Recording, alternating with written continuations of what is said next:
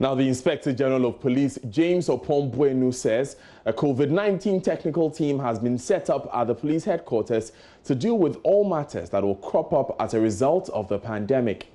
At the launch of a police nationwide fumigation and disinfection exercise at the National Police Training School, he stated the police hierarchy will do everything possible to create a conducive and safer workplace for all personnel.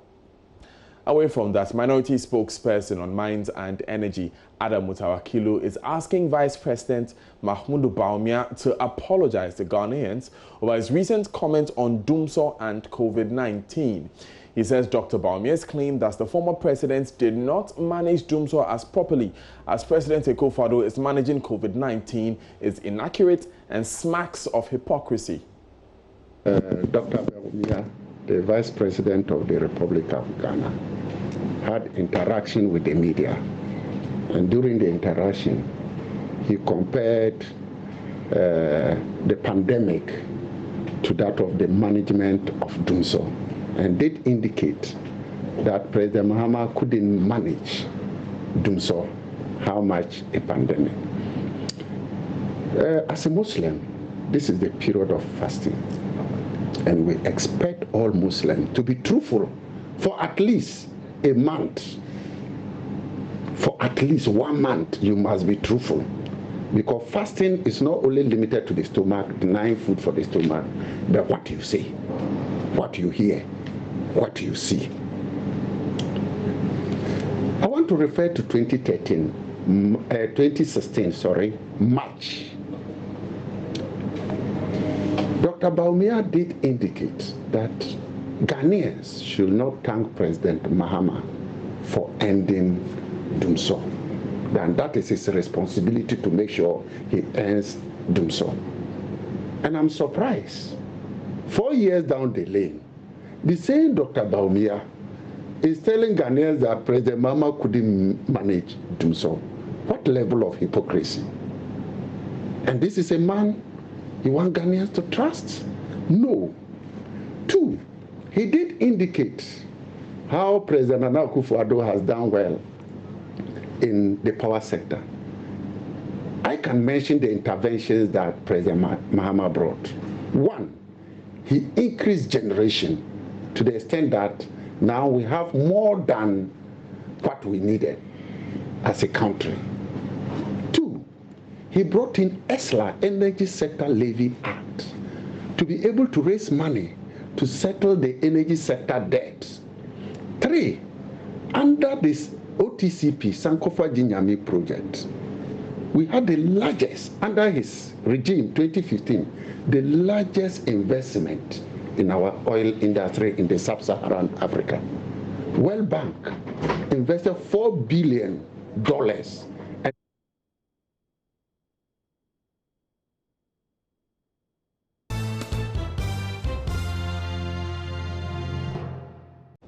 Still live on Joy News today with me, Daniel Dazi. In our next story, preliminary investigation from the recent accident on the Kintampo-Tamale stretch that claimed about 30 lives pointed to driver fatigue as a possible cause of that tragedy.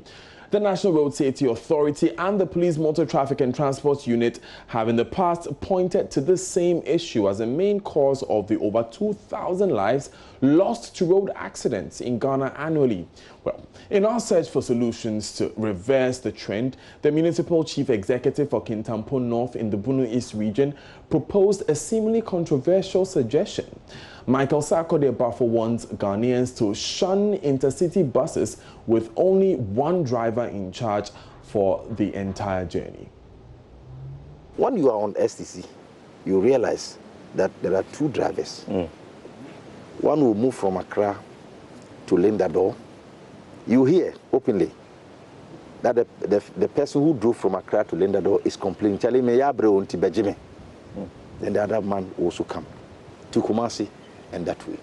So I will appeal to the other transport unions, organizations, to also look at this.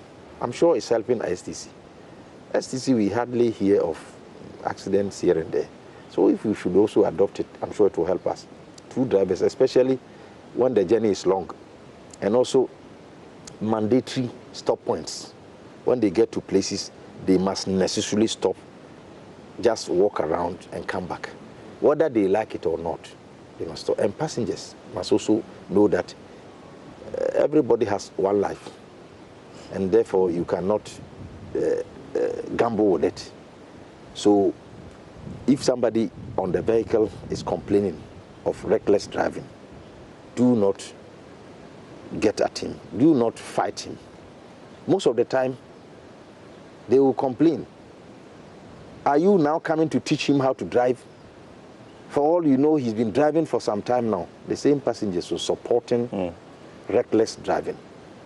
So if we all come to terms with the fact that we, each and every one of us has a role to play in kind of alleviating the suffering, it will help us. Everybody will play his role. And other law enforcement agencies, like the police, who are mostly at the barriers, they should also make sure that these things are done to enhance driver-police relations. And so for those who want to come around, but they are scared, what assurances can they get? So I'm using this opportunity to tell them that, look, for now, until the other organizations put on each bus 2 drivers, I'm recommending STC for you. I have been traveling by STC. I arrived safely. So if you want to go anywhere, provided your community or where you want your destination has STC, you can resort to STC, and I'm sure it will help you. Let's all make sure we arrive alive. Away from that still, Community Nurses Association of Ghana has renewed its call for justice in the suspected murder of a colleague earlier this year in the Ashanti region. Ruth Eshen was found dead at a secluded area close to her Ayom New Site residence in the Bosomtwe district of Ashanti region on Tuesday, February 4, 2020. 2 suspects arrested in connection with the incident are still undergoing trial, but the association says that the process has been slow. Its president, Esther Boama, hints members are contemplating a petition to the Chief Justice over the matter. She spoke when the group made a donation of assorted food items and others to the bereaved family.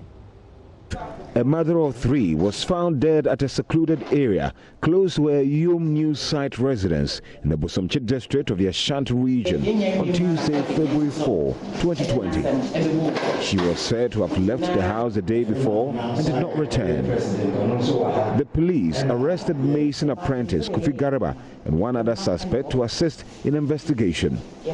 This led to members of the Ghana Registered Nurses and Midwives Association to mount a campaign to seek justice for the deceased. Her husband, Kwakwai, is worried infraction he is observed is likely to delay prosecution of suspects. So how can prosecutor fail to attend court twice and not telling me why the case cannot be heard? The court judicial staff are not telling me what is happening. The investigator is also not telling me why the prosecutor is not attending court. Madam Esther Boama is warning her outfit will exploit different avenues to seek justice for Ruth. It's so painful. Our sister didn't die a natural death, and we will not leave it to die the way we are seeing it. I think her husband just spoke to you. He's been in court several times. But it's like initially they attached importance to it, but now nothing whatsoever is seen. And it's uncalled for him to go to court and prosecutor refuses to attend to court twice without any tangible reason. And even the latest one, you said, I will meet you in court tomorrow. For him and some of my people to get there, sit there, nobody telling them anything, seeing the court people packing their things going out, for him to ask what is happening, say, your case is not coming out. And he has chatted the person. Up to now, no response. So it's like, it is leaving some dark thoughts in our minds, which we want it to be cleared. How can a suspect be granted bail 2 weeks without the knowledge of the husband of the deceased. It is never done anywhere. So what is happening? Reporting for Joy News, Kwesi Deborah.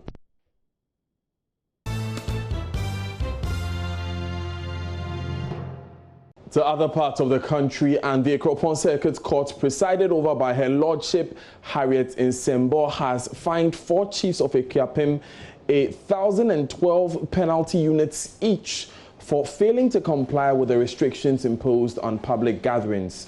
Maxwell Kudeko joins us with more. Maxwell, run us through once again what these chiefs did. Well, last Friday, these 4 chiefs led the installation of a new Akuapem Hene in Akropong.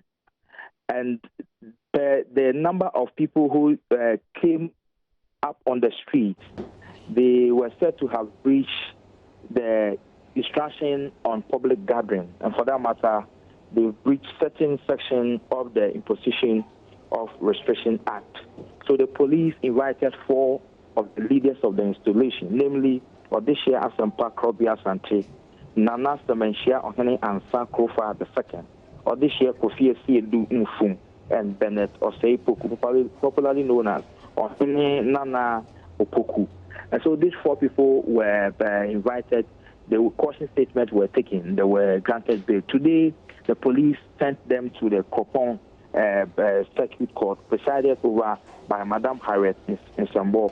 During the court proceeding, the prosecutor, Detective Inspector Luknan Suleiman, praised the court that the 4 chiefs breached or they acted in contrary to paragraph 1, section A of the Executive Instrument 64 and section 6 of the Imposition of Restriction Act.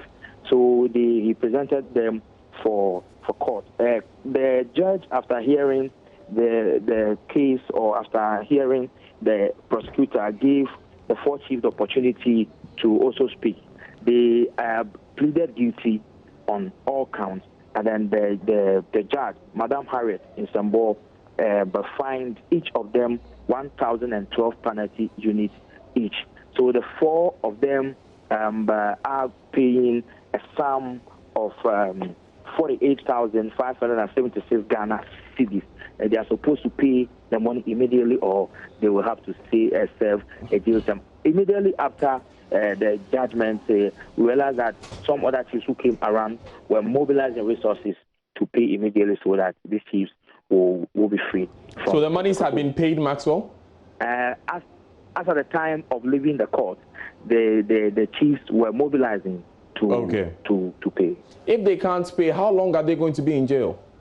As a matter of fact, the judgment wasn't clear on the default imprisonment, but it was very emphatic that they are supposed to pay this amount of. Thank you very much, Maxwell Kudeko, for joining us with those updates from the Eastern region.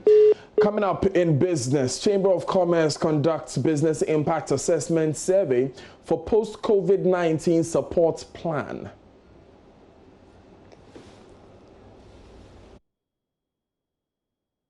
Daryl Kwa is on your screen next to tell you the details of that survey, including every other thing trending in the world of business. Stay with us.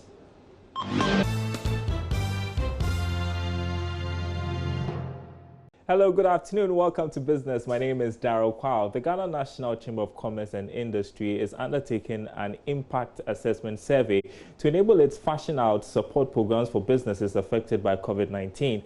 The data will also guide the Chamber in its engagement with government and other stakeholders for a coordinated and proactive response strategy.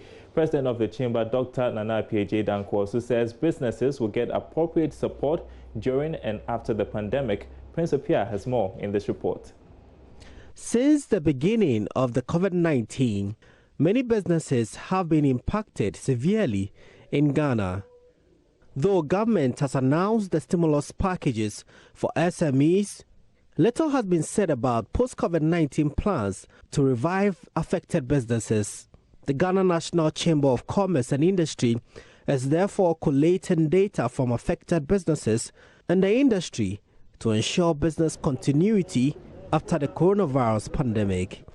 Dr. Nana Apije Dankawoso is the president. We are conducting what do you call it, a research, and so we are still on the questionnaire. We are administering the questionnaire. We want individuals to contribute and the corporate Ghana to also give their data and information so that we can collate them and look at the post-COVID program so that we can know actually the things that the government and all of us have to do to revive the businesses that are collapsing. Small, medium enterprises need some form of stimulus.